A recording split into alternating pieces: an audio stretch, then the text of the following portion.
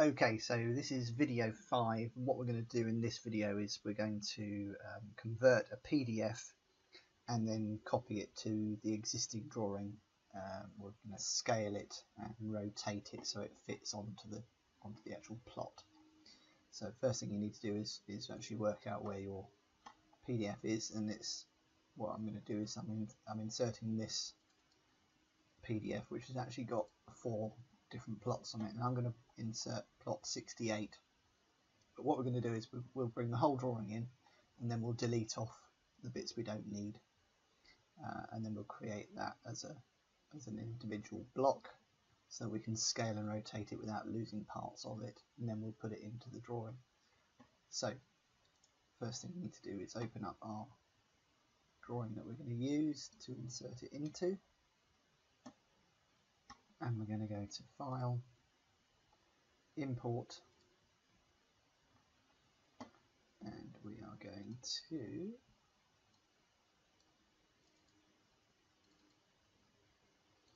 import plot 68, 69, 74 and 75. So if I open up that, normally on this the defaults are pretty good. What you may need to do is tick solid fills and things like that, because it doesn't bring it across with sort of like a hatching or that sort of thing. Import as a block is quite good because then it's just one item and you can scale it and rotate it as you like. Yeah, that's pretty much it, other than convert solid fills to hatches. Actually I will tick that because that's quite useful. And we'll create object layers, although to be honest the 3 different options don't actually make much difference. You can try and play around with them depending on how the drawing has been created, so that's really your sort of defining factors. If it's been created with lots of layers as a PDF, then you can probably use current layer, but most of the time it just brings it in as one layer as the whole drawing, and it's normally called PDF something or other. So we'll hit OK, and it's converting down here. You can see it could take between sort of 2 and 5 minutes roughly. So there we are, done. And what it's done is actually brought that drawing into our existing drawing. So we need to, I've scrolled right out so I can see both drawings. I'm going to move it closer.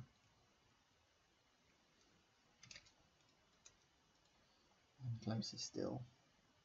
Now at the moment my scale is way too big for this drawing that we've imported in.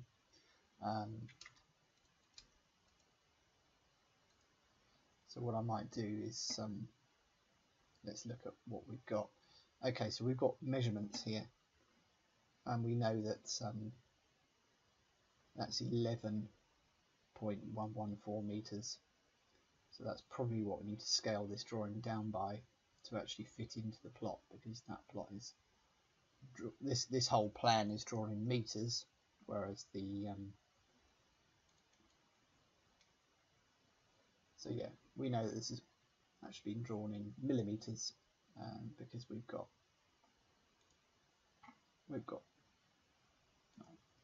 so this is a 600 wide footing, 600 wide footing, which means that our centre is going to be 300 mil, which is what we've created here.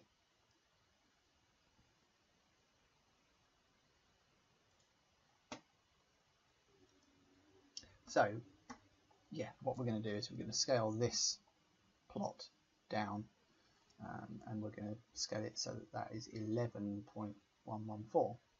So what we need to do is we need to make sure that we've got some endpoint snaps set up, and the easiest way of doing that is to hold shift on the keyboard down and right click, and then go into object snap settings,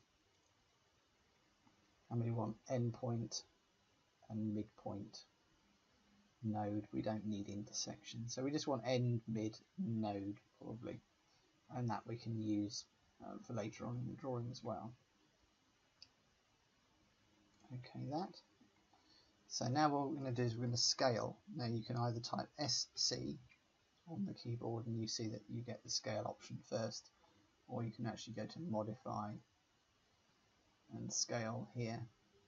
You've also got scale over here.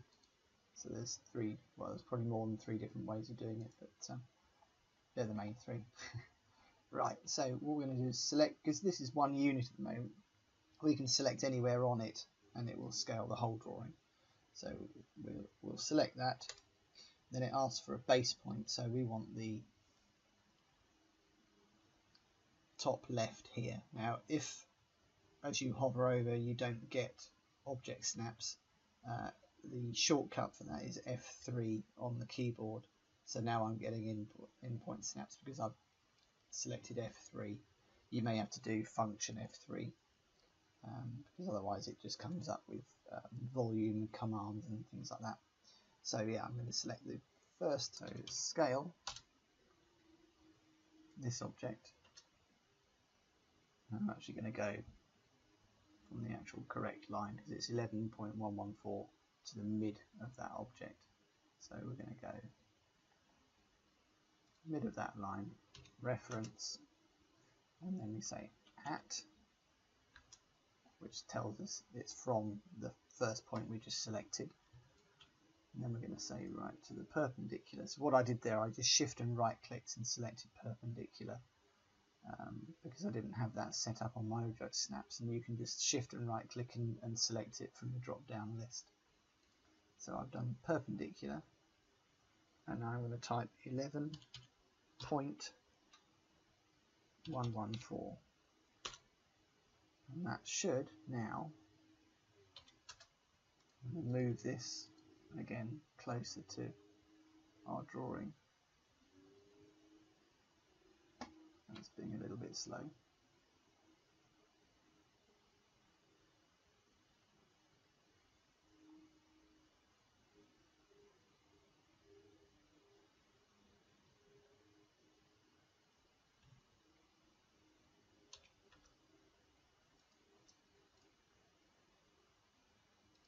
Okay. So that should now be the correct size. So then what we need to do is actually rotate it, but what I'm going to do first is explode this block and delete off these 3 items on here. So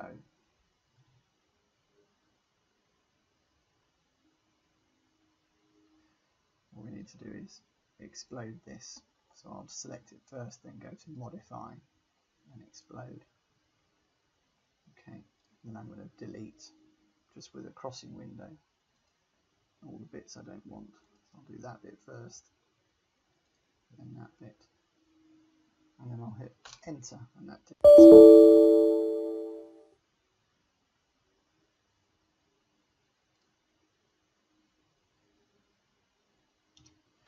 erase, try again, select the window, return. So that is our plot item now.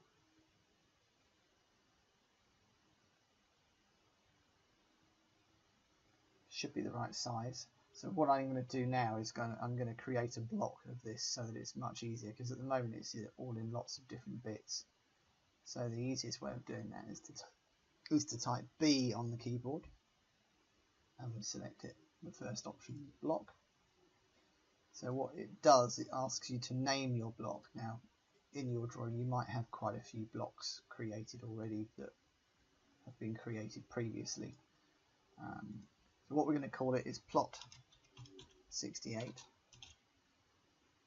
Then it says, right, what is your sort of insertion point? So I'm going to say, right, my insertion point, it tells you to pick a point. It's going to be the bottom left down here. And then which objects do you want to be in that block? I'm going to select all of these.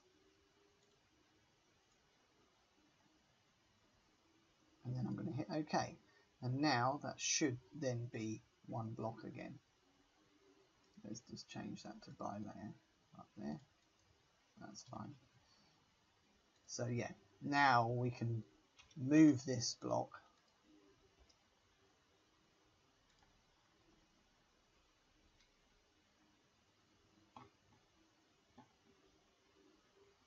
right into where we want it, and then we can rotate it around. So you can see that our plot is sort of almost rotated by 90 degrees counterclockwise or anti-clockwise. So I'm going to try and put this right on that point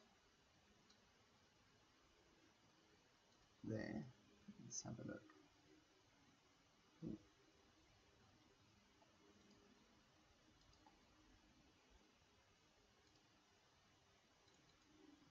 Just escape out of that.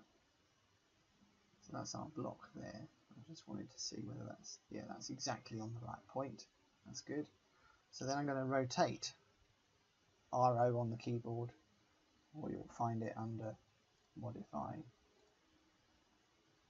and rotate, and you'll also find it on this icon here. So rotate, it says what do you want to rotate, so rotate select objects. I'm going to select our block that we just created. Base point, so we're going to go from where I inserted it, which is that endpoint there. Now at this point, if you don't do any more, you're literally going to be rotating it around its own axis, and you can't really, it's very hard to place it exactly in the right point.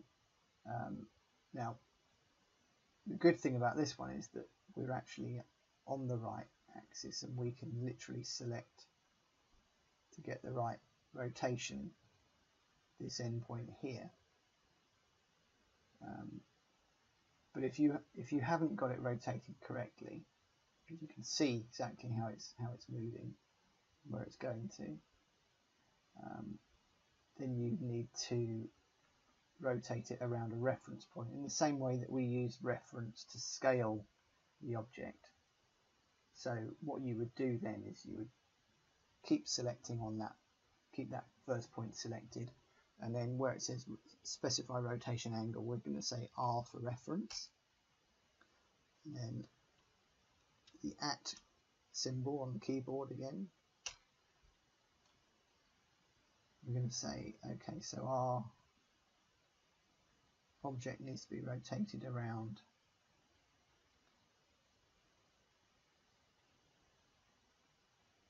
the endpoint of that, and then we're going to rotate it down. It can be a bit fiddly, this. We're going to select the endpoint of the existing plot there.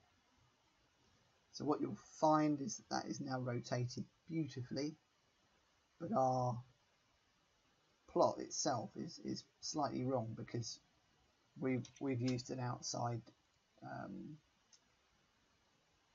edge rather than we've used the dig line rather than the outside wall. So this is the outside wall here where I'm selecting on the endpoint there, so we need to just move that over to there, and that should then line up absolutely perfectly, and it does. You can see the hatch is the outside wall edge, so that fits in really nicely. The same here.